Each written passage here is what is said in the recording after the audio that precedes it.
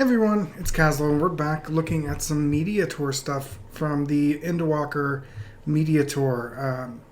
As most of you are probably aware, there's been a really big WoW exodus to Final Fantasy XIV this past summer. And one of those people that I've been watching closely is AnnieFuchsia, and she got a chance to be a part of the media tour. She had an interview with Yoshi P that was pretty fun to watch. I encourage you to all to go out and watch it.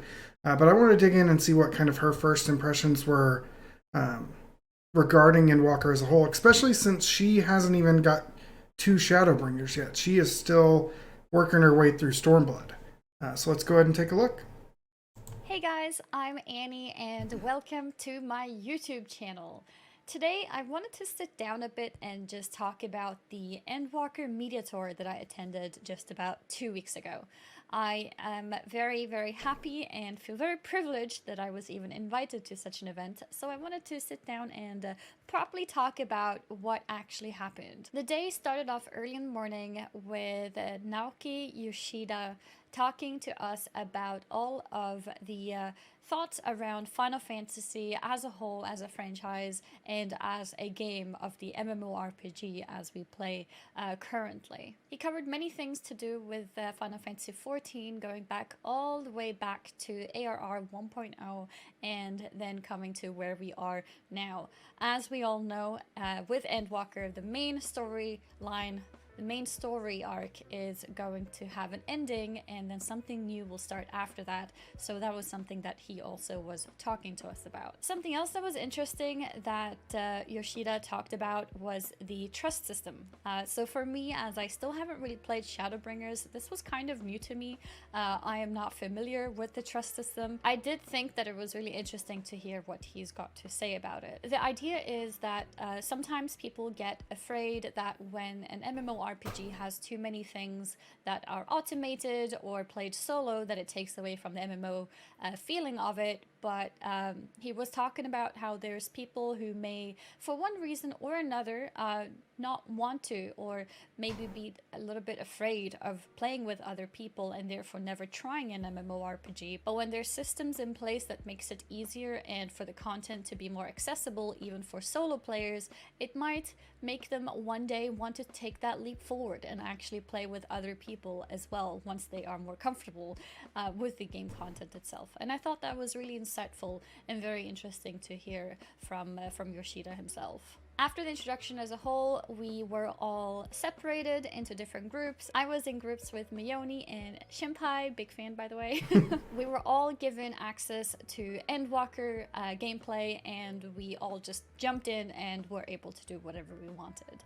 When it comes to all of the gameplay footage and coverage, I want to specify that this is all subject to any changes or adjustments, and do not take whatever I'm showing here today as the final product. Thank you for understanding that part. The first thing I did when I logged into the game was immediately need to fix my hotbars and keybinds. For me, it's important to get those things sorted just so I can make sure that I'm comfortably playing, so I'm not worried about being able to press buttons, but instead focus on everything else that's going on. Once the binds and hotbars were to my liking, I started running around in the city. And the city is old Charleon with very beautiful views. I immediately wanted to go to the coast side and take a look at the water, take a look at the buildings, and also running in and out of different buildings. This is interesting because I didn't expect us to be getting snow in Charlian here. This I expected more of like a Greece type atmosphere based upon kind of the design of the town. So seeing a snowstorm is pretty interesting. I know it's pretty far up north on the map, but still, I did not expect that at all.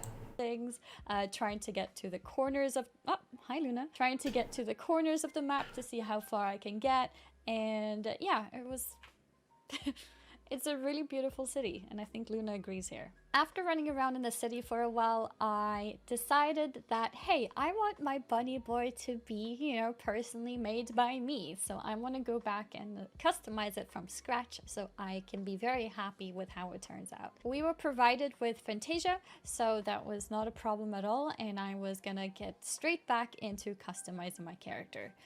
Something that I had not thought about was that I've always been so happy with my cat girl that I've never actually used Fantasia. And I got caught being stuck on how to actually edit my character. And somebody over at Square Enix noticed and kindly poked me when he saw on my gameplay that I seemed stuck. So I got help with that. And That is one area where they could improve the game. It's hard to understand how to use Fantasia. I mean, it puts some on-screen stuff telling you some stuff that really just scares you because it makes you think you're going to lose gear or something. But I mean, it's largely pretty easy. I've used it once, but I remember that I just popped it, removed all the armor off my character, logged out. And I think then it took you right into character creation. But it can be really confusing the first time you use it. that was very nice. It's so nice and heartwarming that Square Enix are very much aware of how much experience I have in the game, so they are very, very fast with noticing little things like that because I didn't even say anything. He just noticed it. The customizing of the bunny boy will be a separate video, so I won't show too much here in this one. While I was playing around with logging in and out of the game to create my bunny, I stumbled upon the Endwalker intro, and I know a lot of us have heard it and seen it quite a few times now, but it's so beautiful. Just listen to it. It's so pretty.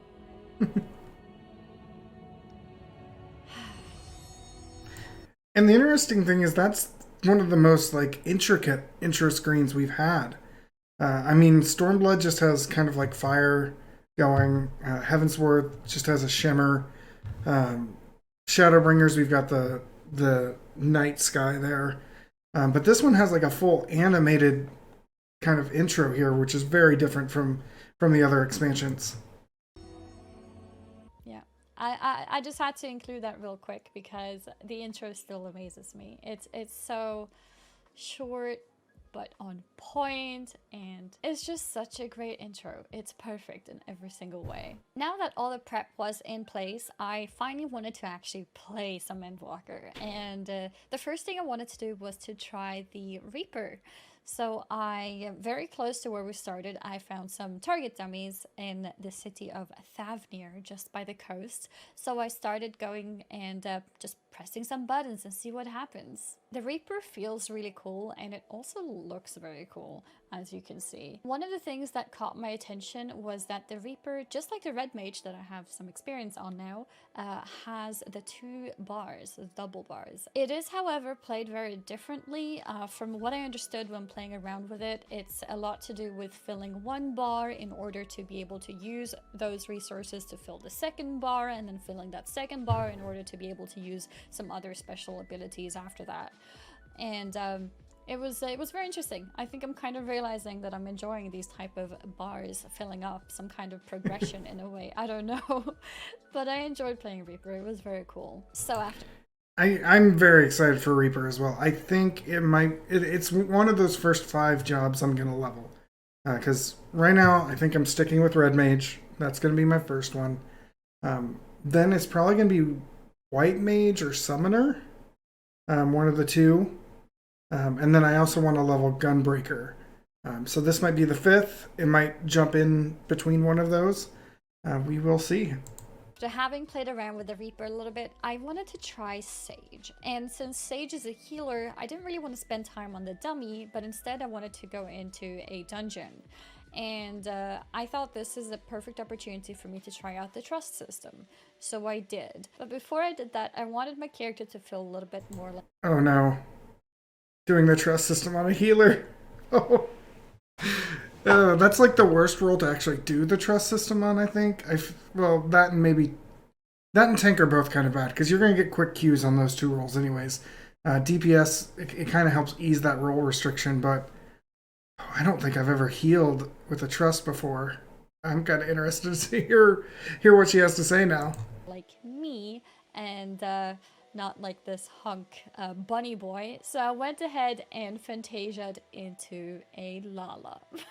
Playing the Sage in the dungeon felt really cool. By the way, we did not wipe a single time. My team, Alize, Thancred, and Estinian was top tier. We were so good. Anyways, playing a Sage was pretty cool as it reminded me a lot of Disc Priest in World of Warcraft with this atonement system where once you have these buffs on your targets, dealing damage to an enemy then heals those targets. And I thought that was really interesting. It felt good to play Sage, honestly, and the dungeon itself also looked really cool with lots of different mechanics and many different places to run around in. I'm honestly very impressed with the whole trust system. Everything went so smooth. I remember at some point I was just standing there waiting for the tank to move forward and pull something, and then I realized nobody is moving unless I move. So I started moving myself. But overall, I had a really great experience, and I think it's really smart to have a trust system in place for whenever you don't really want to poke other people, but instead play with AI in the game that all come in the form of characters that we know in the story. So it was actually really, really cool. So now that I had gotten... I appreciate she didn't show too much dungeon footage there. I've been trying to avoid as much of the dungeon as I can, mainly because I feel like the last media tour made me not appreciate Dawn Meg as a dungeon as much. Um, I've already been spoiled on who the boss is for the dungeon from the media tour, but I don't know any of the mechanics, don't know anything else really going on other than kind of the general atmosphere and that final boss. So hopefully it doesn't spoil me too much for when I play through.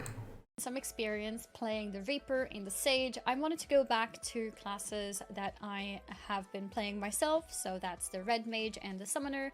And for both of them, what I did was playing around on the target dummy with their new abilities, reading them, and also, of course, checking out the visuals. I had seen the incredible visuals from the job action trailer, and this time I got to actually pull those combos off myself to see exactly how they look like. And yeah, they both look incredible. I'm in love with both visually, and I'm really looking forward to those changes. And I'm really looking forward to playing them more in the future too. Once I started feeling done with the gameplay aspects of things, I started my exploration journey, and I started in the zone Thavnir. And Thavnir is a very pretty zone with a lot of nature. You can see lots of trees and other kind of plants, lots of different animals as well. The whole zone is basically a big jungle, but still with very, very pretty buildings as well, and lots of colors. You have the more expected colors like green, yellow, brown, but you also have the more surprising colors like purple in there, just painting a very, very beautiful place across on the mountains. The zone is also surrounded by a coast, which adds the sort of water scenery to the whole picture, making it even more pretty, even more gorgeous, and I have to say I absolutely love how it looks like. It gives a very nice and alive feeling. And speaking of alive, it's a very, very big contrast to the next zone that I visited, namely Garlemald. Garlemald was the exact opposite. When it comes to colors, we had colors like black, white, and basically 50 shades of gray. And when you looked at the buildings, everything looked like... Oh man, can you see the aetheryte down there? That looks so cool. And digging this very snowy atmosphere. I fear, because I can't see it up in the top right too closely. Maybe it'll see it. I don't know if that's actually snow or if... I wonder if what's happening in the burn is happening in Garlemald as well. To where like the whole area is getting drained of ether. And that's why it looks like snow. Ruins, it gave off a feeling of a bomb had just been dropped and everything is just destroyed. And it's really interesting. I'm very curious about what is going on there and what we're going to uncover being in that zone, because there isn't much else. There is no real city there. Everything is in ruins and everything is destroyed. And it all gives off this sort of very empty and dark place vibe. Even though it is very dark, it still does come off very beautiful, as you can see in some of the scenery here. It's been designed to still be pretty, even though it's all in ruins. I think that just about covers the most important parts, or my highlights, of the Endwalker media tour. Something else that also happens was, of course, the interview with Yoshida-san, which I'm hoping to upload very soon as I have been able to put the audio and video together. Overall, I feel extremely blessed and very privileged to have been invited to something like this. I did not expect it at all, being someone who hasn't, been part of the community for very long, but I appreciate it so much, especially with the experience of being able to interview Naoki Yoshida himself. Has just been so incredible. It's nothing that I could have expected at all. Also, I want to do a shout out to all the people over at Square Enix for being so encouraging and supportive of everything that I do, and for also, again, inviting me to such an opportunity as this, because it's been a blast.